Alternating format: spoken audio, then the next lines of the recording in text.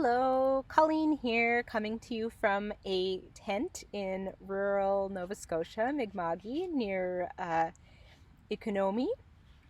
And I'm sitting here in an apple orchard to give you the final presentation for my project for the virtual curation class. So, to start off, the project that I'm going to be presenting is the same one that I discussed at the midterm, which is shortcuts. And I'm going to be doing a slightly different version of it for this final project. So, to talk about the project a bit, shortcuts I see as little acts of defiance. Despite what route we are told we should follow, we use shortcuts to find our own way. The conceit of the project is that you call in with your favorite shortcut and have it turned into a map created live by our team of 3 helpful assistants. So audience members with shortcuts call in to a live virtual performance, and they have their described geographical shortcuts processed by an operator who engages with them verbally and writes down their shortcut. Then that shortcut is passed on in an envelope to the courier, who brings it from the operator to the technician. The courier then reads aloud the shortcut, and the technician does a live drawing of the described shortcut, while audiences watch via a screen share. This process is repeated during the course of 2 hours, and at the conclusion, the technician compiles all the drawn shortcuts and turns them into a printed zine, which is mailed out to anyone who has sent in their shortcuts.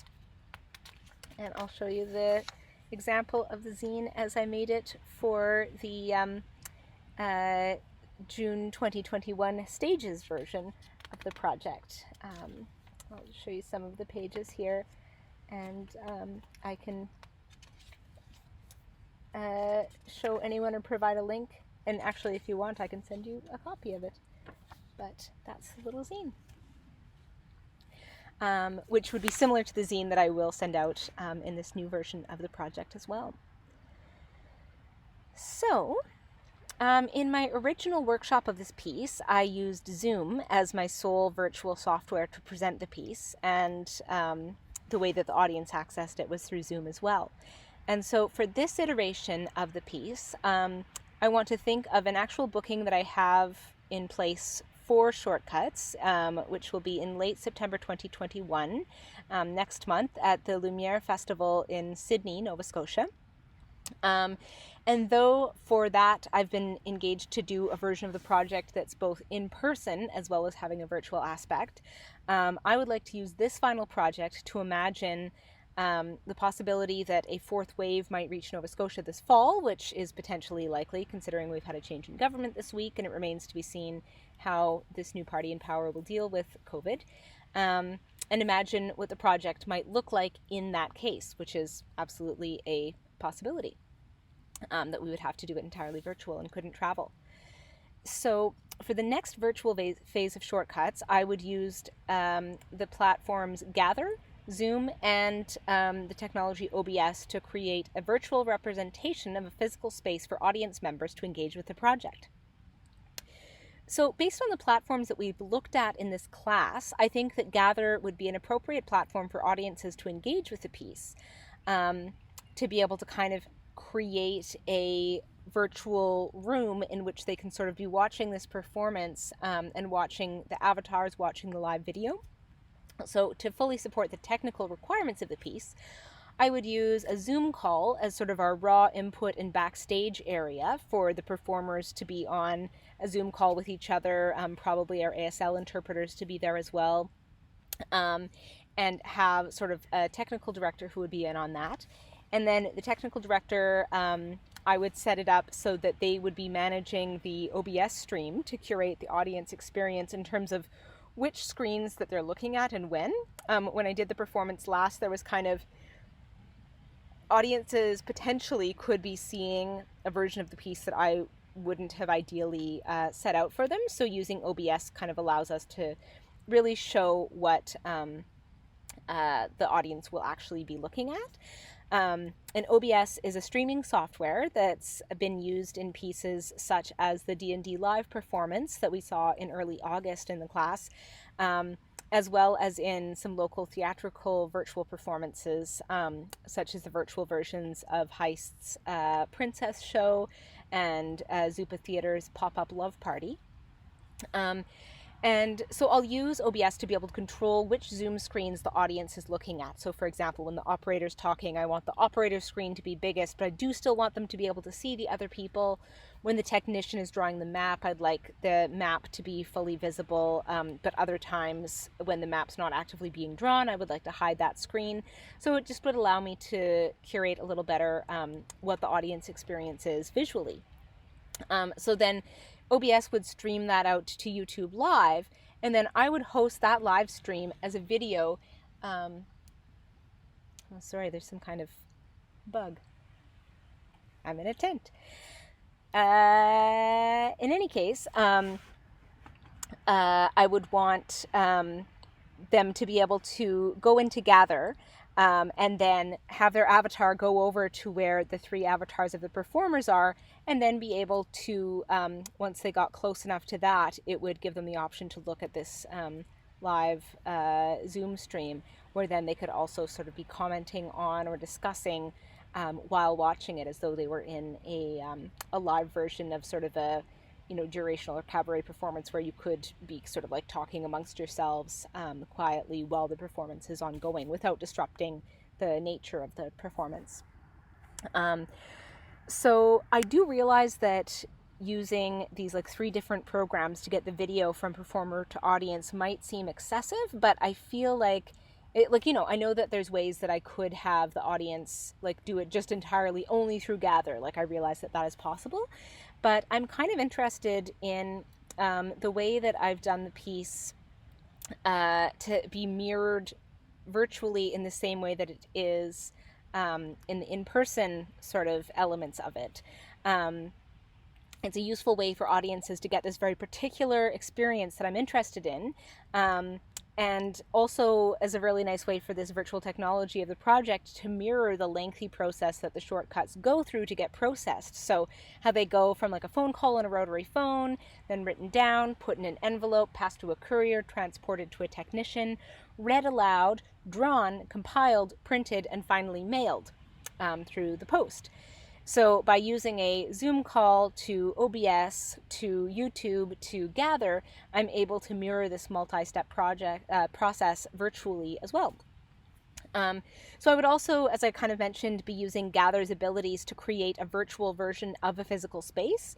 So I would want to have sort of a post board in the virtual space for the rules, phone number that they would call in on, actually probably some of our like sponsors and funders, etc., sort of using that as like a virtual program, but one that they kind of have to go up and interact with. And I would want to have sort of an image of a black rotary phone in the virtual space that audience members could virtually walk up to with their avatar and then get the number there for them to call in if they wanted to call in with a shortcut. There, they could also see the virtual avatars for the operator, the courier, and the technician, and watch them perform their duties by coming close to them and watching the live YouTube stream of the performance. And the courier, who moves through virtual space to deliver the messages to the technician, would then actually have their avatar moving through the virtual space from the operator to the technician, so the audience members could see that process happening in a more fulsome way than just how we had it in the original version, where like the basically like the courier would be picking up their laptop and sort of like going like they're walking around to bring it to the next person sort of in the assembly line. So I would want to have the settings in Gather so that the 3 performers wouldn't be able to be chatted with directly, because they would be kind of a bit more focused on the performance, but I would want the audience to be able to comment and discuss together sort of the experience of watching the performers. And I would be using sort of this technical director, sort of audience engagement director to help manage these elements, and to be there to respond if there was questions within the chat. Though it would be sort of with them because the 3 performers are kind of in character during the performance, and don't interact with the audience in that text-based way. So I do preface the piece also by saying that shortcuts are little acts of resistance, and as with any live theatrical performance, there's always possibilities that audience members will be resistant or disruptive. That is something I'm open to, and something that either would be handled live by either one of the three performers in character or by the technical director, kind of whichever is most appropriate for the nature of the disruption. If it's someone over the phone call, which is kind of the one main way that audience members have the chance to directly interact with the performers, the improvisational nature of what the operator is doing would allow them to kind of have some flex and to manage that and to hang up on them. They also have the control to do that. So I am really interested with this piece in how the audience can experience the show in different ways. Like projects that have been brought up in this class, such as Sleep No More, each audience member will be sort of exploring on their own, having a different experience. They can drop in and out, they can stay the entire time, they can really directly engage, they can communicate with each other, or they can just remain very distant. There's a lot of audience autonomy within the project, despite the virtual space being a fairly consistent one throughout the piece. The audience, rather than choosing sort of where to go, they choose how to engage, how long to engage for, and how deeply and specifically to engage with the piece. And I did consider whether to use something like Google Maps or some kind of element like that for this phase of the project, some functionality that would allow audiences to engage with the virtual maps actively.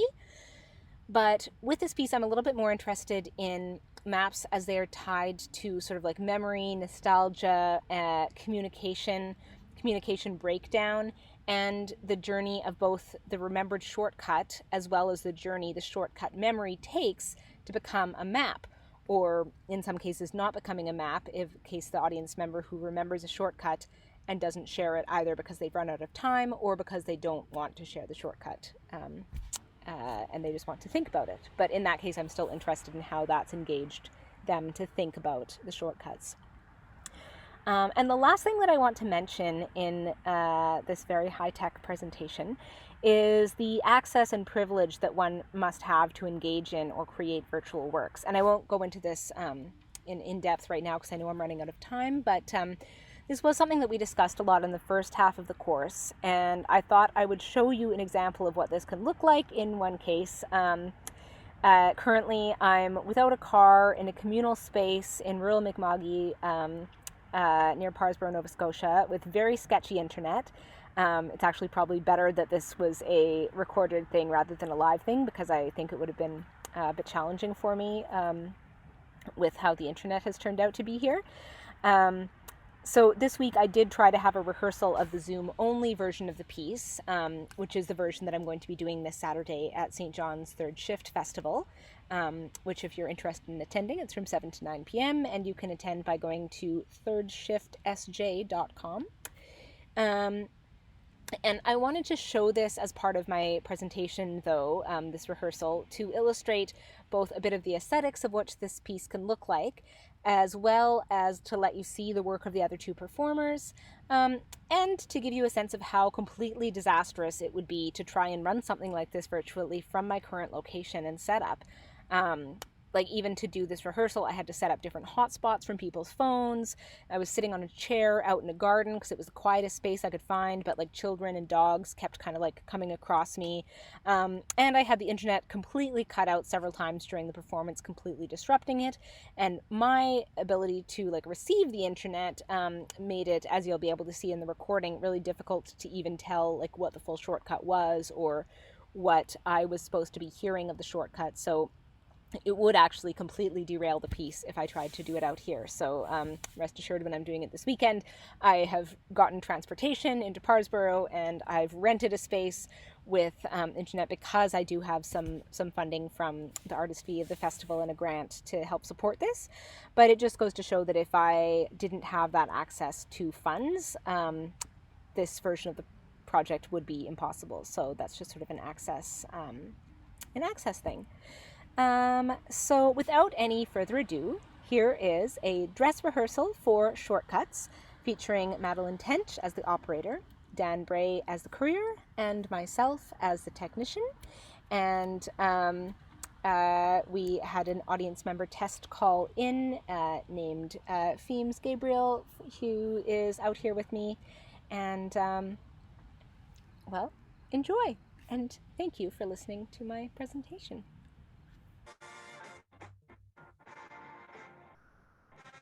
Hello, this is the Shortcut Factory, and I am your shortcut operator, helping you take time from your trip so you have more time for your destination. Could you spell your name for me, please? Sure, it's F-E-E-M-S. Thank you. And where are you calling from? I'm calling from Nova Scotia, Halifax. Wonderful. Nice to meet you. Where Nice to meet you. your shortcut begin? My shortcut begins in South Bland Street. South Bland Street. And then where do we go next? What's the next step? And then we take a left to reach Inglis. So we'll crosswalk Inglis and South Bland Street. And then cross the street and make a short right up the hill still, like so still going the same direction as South Bland Street on South Street. And then we do a little short curve, then we pass Queen Street, so it'll be South and Queen Street. And then we go down through the side entrance of the residential home, which would be to the right, and through a gate, which will then lead us to the NSLC on the right and a garbage on the left, which is of the the docking station of the Sobe. Okay. And I keep on going straight, and then I'll be in front of the Sobeys. And that's the shortcut. Of the Sobeys. And that's the shortcut. Thank you so much for sharing that destination with us. Is there anything else I can do for you today? No, that's all for today. Thank you. Thank you so much, Seams, for calling in. Thank you for calling the Shortcut Factory. And remember, never cut yourself short. Okay, bye. Bye-bye. The shortcut operator is now offline, but you're very important to us. Please be patient. The shortcut operator will be back online very shortly. Okay.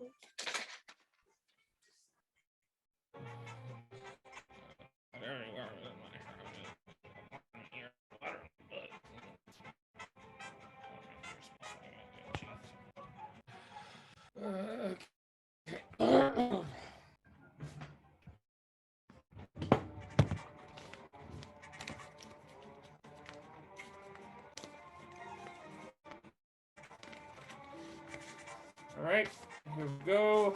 In shortcut.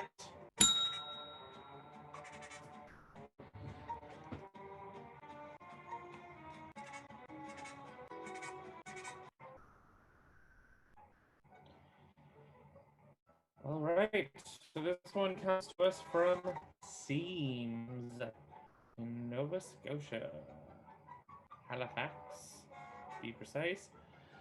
Begins in South Bland Street.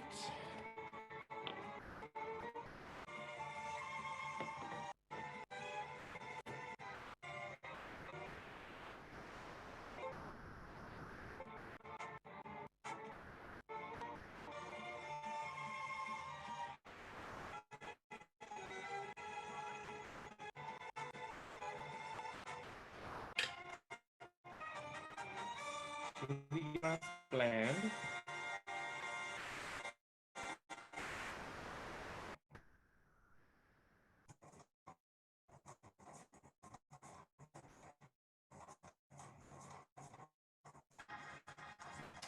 And from there, you are going to take a left to reach Inglis, the intersection specifically between South and Inglis.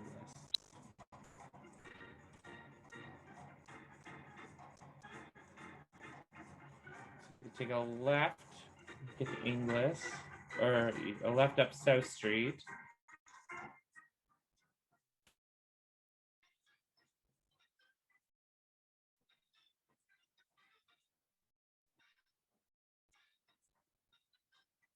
Keep trucking along until I guess this Street.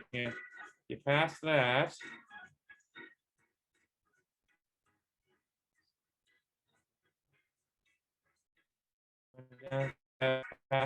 Street.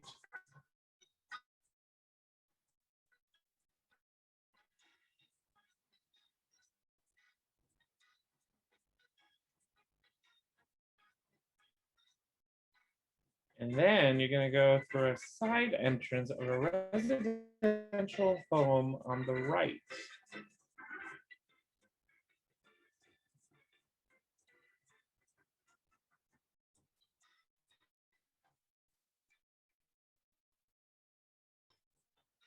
The gate, which then leads to the NSLC on the right and a garbage station on the left.